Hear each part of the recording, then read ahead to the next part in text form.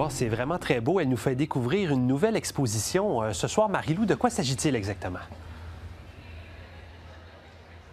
Bien, on est en plein vernissage de cette nouvelle exposition à la galerie Adjagemo du Conseil des arts du Canada.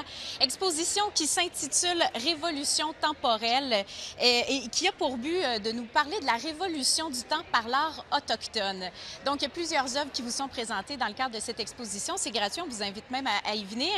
Et parmi les artistes qui présentent une œuvre, il y a Marie-Hélène Parent.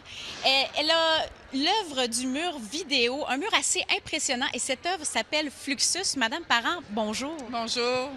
Qu'est-ce que vous avez voulu représenter par cette œuvre? Oh mon Dieu, les flux qui font partie de la vie. Alors, comme le disait Héraclite, tout est flux.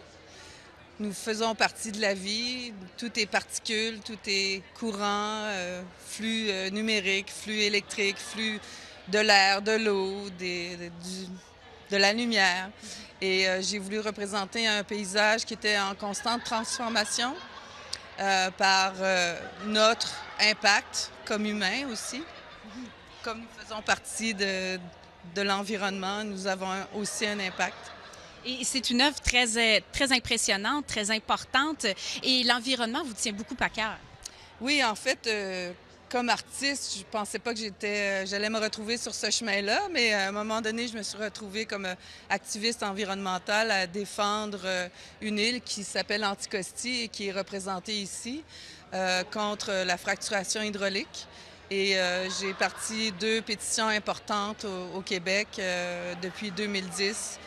Et donc, je me retrouve à combiner mon travail artistique et activiste. Tout est lié, hein? On n'y échappe pas. Et on parlait tout à l'heure de l'évolution. C'est une œuvre qui est en constante évolution, qui est aussi interactive.